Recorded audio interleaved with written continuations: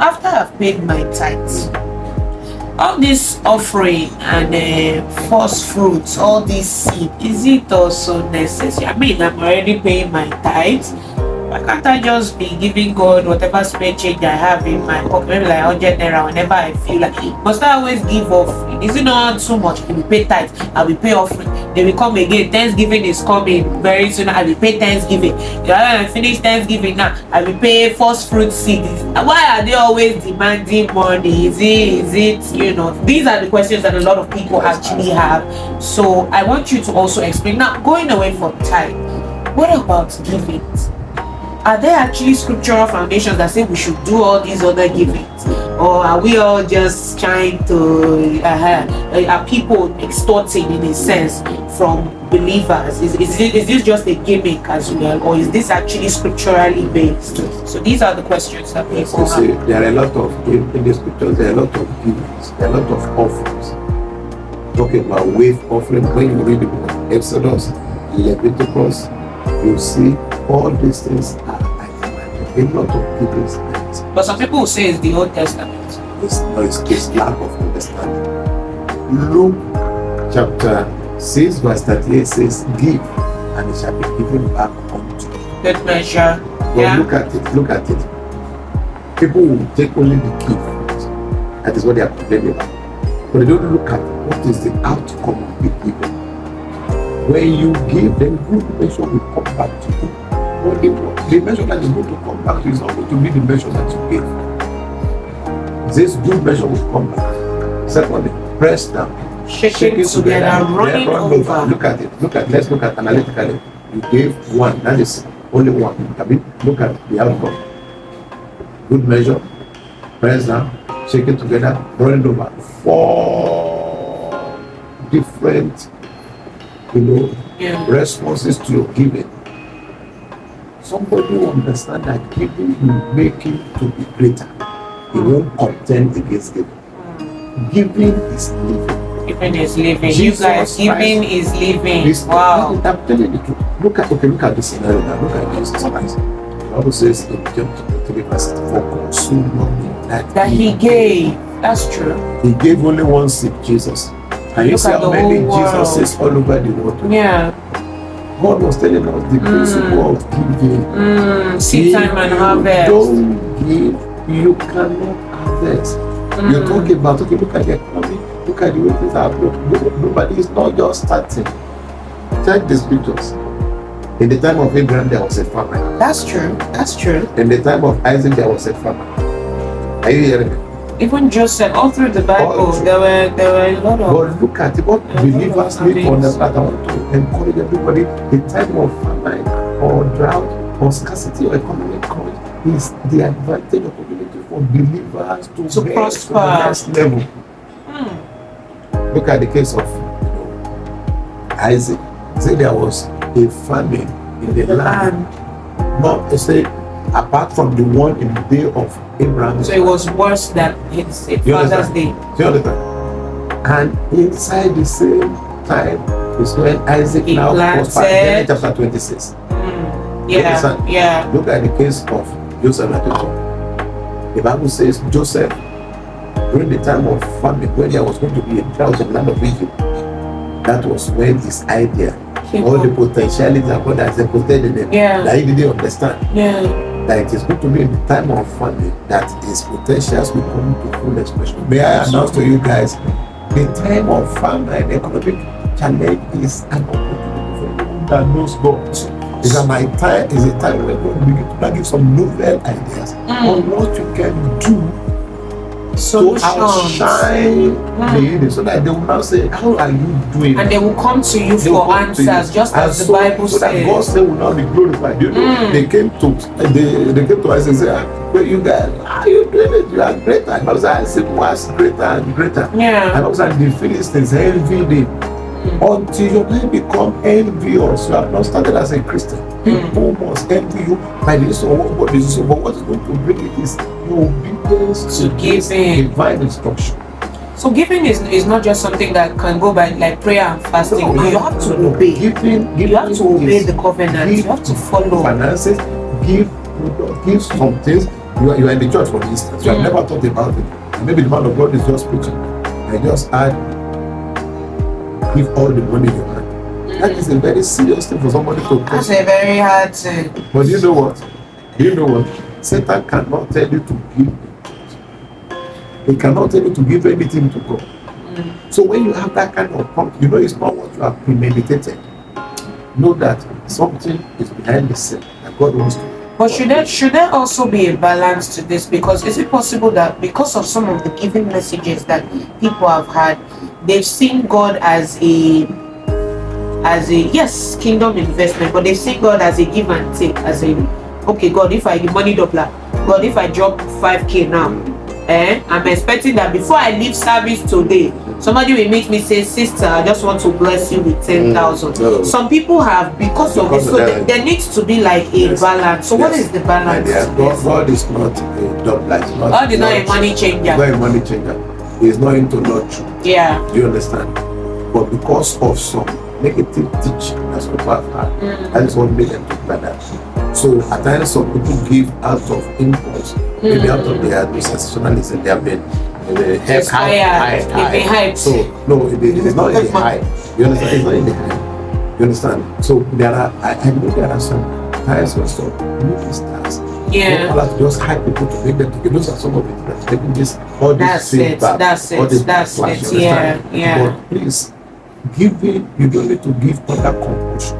You also let every man be fully persuaded in his own mind. So you must be sure that you are giving of yourself and not for impulse. Understanding. Yeah. So if you give out of impulse, don't say, think it when you leave the church, somebody's going to know it doesn't work. It doesn't work. So please, you'll be disappointed.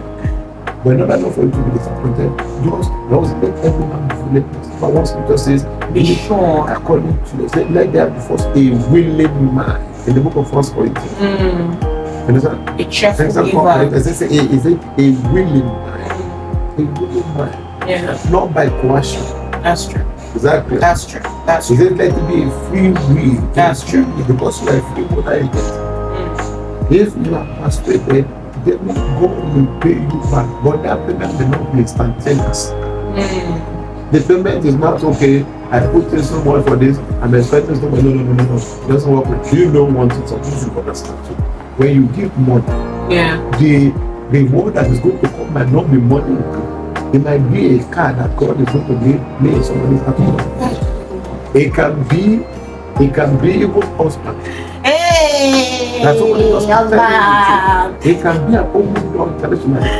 But the person is giving a month, it's just give. When it's a give, and you give that, it's not necessarily. It does not necessarily translate into the same, You also know that money, that kind of giving can also, shield somebody from a destruction that is an impending destruction. Psalm 20 says, may the Lord hear in the day of trouble. May the name of the God of Jacob defend thee. May the name of the God of Jacob send thee help from his sanctuary.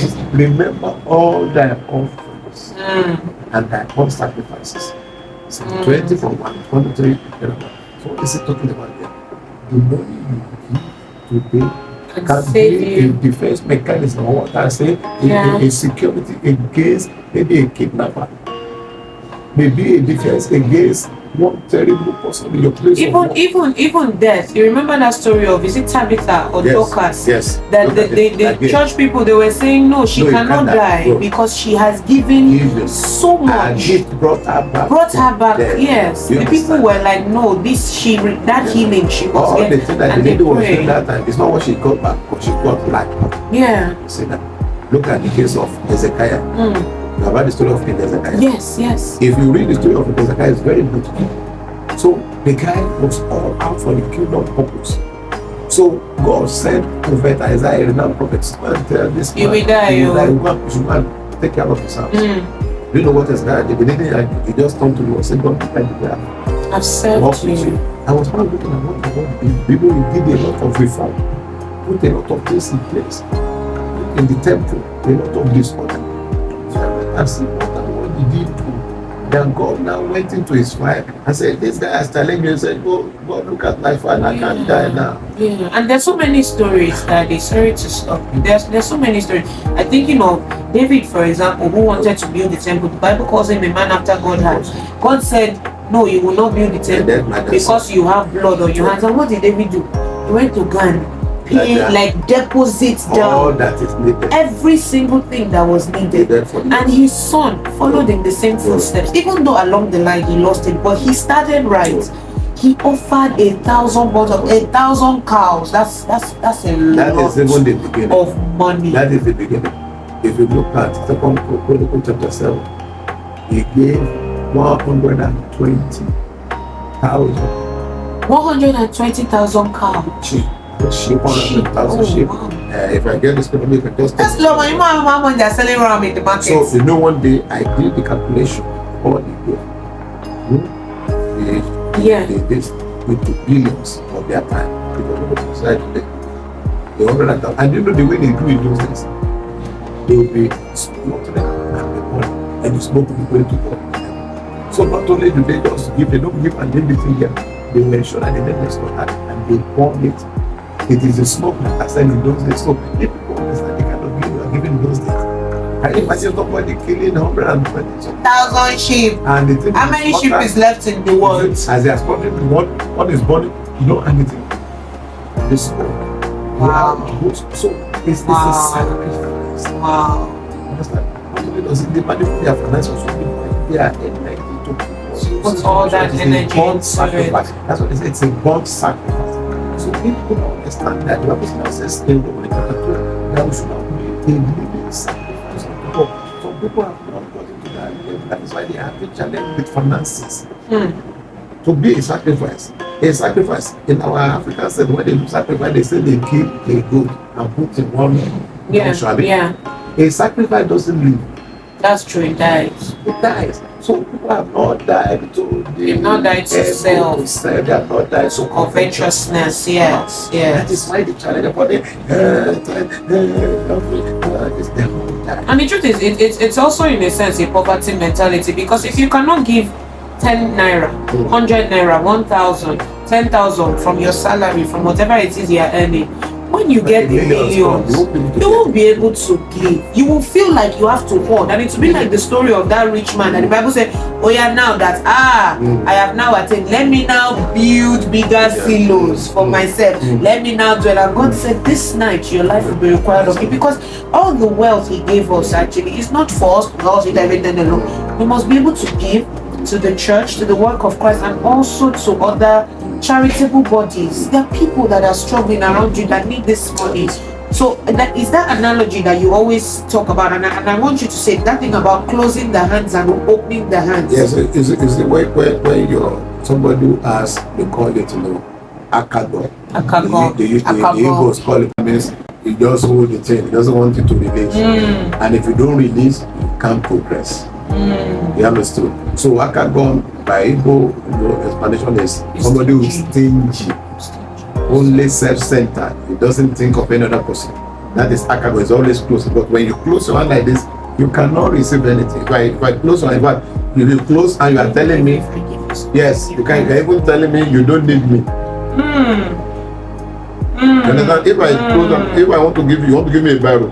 When you do like this, I don't need your help. I don't need the blessings. You don't need the blessing. I can't use this close and have to say I'm collecting something from God. You can't receive. Or even from a human being. So when you have a close fist, you cannot receive greater blessing.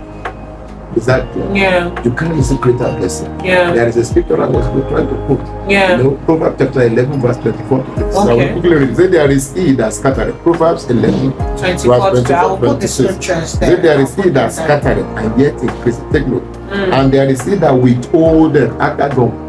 Withholdeth more than is needed. Keeps it in. But it tended to poverty. That is how terrible it is dangerous. The end result is poverty. Look at what it says in verse 25. It says, the liberal soul shall be made fat. And he that watereth, you water. You understand? You relay. You also be watered. Look at, for instance, now, if your own is only get to get. Yeah. Eh? Just give me. Yeah. You are not releasing. It's when you are coming next time, I'll You will cut, definitely. So, one scripture says, look at what it says, verse 25, 26. This is that withholdeth corn, the people shall curse for you to not tell you it is still business. They will resist. Yes, because it's wickedness for you to not give. Wickedness. It's wickedness. You want to be a blessing, supposed to be a blessing to somebody, and then you now hold it in. And you know the destiny helper me. Some people will now say, where was it when I was smoking? That was when I was struggling. I used to go 9 to 5 or whatever. Where was it? 8 to 5, 7 to 5. That was when I was in the traffic. It's lack of understanding. Because somebody is supposed to release you today might be the launch pad to your breakthrough. Yeah. There's an incident I saw in the scriptures. The Amalekites went to go and take care. They went and they burned Ziklag. Okay. 2 Samuel chapter 30. I'll put all the scriptures. They burned Ziklag. So, and David, the Bible says, all the army and all the soldiers around David were so distressed. They wanted to stone David. And obviously David was overwhelmed. Yeah, because they took their wives. Do you know what I saw in that story? God, he prayed to God. God said, "Go, you will recover." For you to know the importance of giving, you will pursue, you will overtake, you will recover all. That is what God said. You see, but look at a man who is a generous and a liberal giver. When he was going with his army, they were pursuing those people like that came to come and don't burn the same life. And when they are going, they just saw one man almost dying. An Egyptian who happens to be one of the servants of the commander in chief of the Amalekites. So they now saw the man on the ground, frail, almost dying. David didn't say, well, I'm pursuing what God has given me. So I don't need to this man is irrelevant. But you know what? Because he was a sensitive person. He now said, oh young man, what happened to you? He said, they have been somebody, they have been one that went to go and burn Ziklag. Are you hearing me? Remember, he gave him food to eat, so they treated him well. The secret of him also not overcoming is just in the simple way of giving. Can you imagine how much food he gave to him? And what he recovered. He helped the man by the reason of his giving ability, what I call giverability. Giverability. And people like him. Generosity. That simple thing caused him to recover without fail. Thank you, Daddy. What he gave cannot be compared with what he got in return. So when you give, you are at a better advantage for it. And I want us to touch on some of the benefits of giving, because yes, we've talked about prosperity and all of that, but you know there are also other benefits. I was listening to Funke Adejumo, and actually a number of other preachers who talked about this giving thing, and she talked about how she sowed seeds into some people's marriages and some people's children, for her own children's marriages and for her grandchildren, because she liked a particular gifting that she saw in that person's life. So she sowed a seed to it. And even Archbishop talks about how giving is the key to prosperity. Giving, it also, Archbishop has actually pinpointed on how when we give, the devourer is rebuked. That our giving can put an end to sickness and diseases in our lives and stop us from even being attacked by the enemy. So I want you to touch just briefly on the benefits. The benefit of giving is overwhelming. Number one, when you give, you get back. But you not get, just like I was sharing. You may not always get back in. You might not get back immediately. Yeah. Exactly.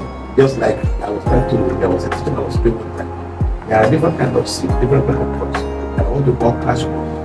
That's what's called food crop. Yeah. Food crop, you can plant a place in the next 3 months. You get it back. But you don't plant it to go and reap back. No, you have to wait till about 5 years. Look at palm fruit. Palm fruit. They plant palm oil seeding. They plant it some about 10 years before they can into it. Only in this new age that we have new breed. That's when they've done some technological advancements. Yeah. But you know what I always see? There are some countries that my father met it. Yeah. My father has been long there. Yeah. Are you hearing me? I met it. And they're still alive today. And they are not only alive, they are still bringing forth fruits. We're talking about 100 years down the line. So more like a transgenerational blessing. Transgenerational. Just like we talk ROI, return on investment. That is return that is more than just multiplying over and over. So that is when you have this sense of fulfillment. I was reading a particular writer, one psychiatrist. It's a consultant psychiatrist was writing on this one. And the person said they have found out that over 2 studies, people have the ability of giving, they have this sense of wellness. So when you even give, it can enhance your wealth. Mental health awareness, people, are you hearing? Mental health. Because you give, you feel excited about life. Like you have a purpose, a meaning. The person now graduates. So this person should have been an area boy or area man. But you had an impact in that person's life. But you have impacted the life. Look at destinies. So we are talking about health and chapter 3 verse 10 says, God says himself is one that's going to do the impact. You understand? He will do the father can come with different some health challenges, cancer, this. Your giving can stop the hand. That is what Psalm 20 said. It says, the Lord heard in the day of trouble. The name of the Lord will become defend and send the help from the sanctuary. And remember all thy offerings and thy whole sacrifices. So it has the ability of challenging the devil. Your giving also can cause put a stop. What we call a stop point. No, it can't come this way. Isaiah chapter 59 verse 19. Is this when the enemy shall come in against the Spirit of the Lord will raise a standard. That giving can be the standard. What happened in the book of Luke chapter 7, they are about talking about the story of a centurion who was a Roman centurion. A Roman centurion who, because he gave by building a synagogue to the children of Israel, Jews, that singular act made him to receive the attention of Jesus. Not only for himself, not only for his child, for his, I think the servant. Oh yeah, it was his servant, Jairus. Can you imagine? Yes. So you can see what giving can do. So giving, the benefit is too much. The benefit is overwhelming. We can't finish that. Thank you so much, Daddy. I mean, I think this has been a long this has been a long series, but I think we can all just look at the lessons. And if you've had the mindset that my money is my money, his money is our money. If you've had that mindset, I think it's important that you realize that this is the time to sit back and change and reflect my ways, because generations inside me, just like Abraham, yet unborn, have a benefit in these things that I will do now. My children's children will thank God because I decided that from now on I will start giving my tithe. I will start sowing seeds. My health, my mental health, and my physical body, attacks of the enemy, I will be shielded in the way. There are so many blessings that are embedded in this act of giving. So thank you very much, Daddy. It has been such an honor having you here. Thank you so much. Thank you, Daddy. You see, I just wanted to say something when you are sharing about that transgression. Do you know what Abraham did in Genesis chapter 22 by offering Isaac as a sacrifice? God says, you did this in blessing our bless, and in multiplying our multiply.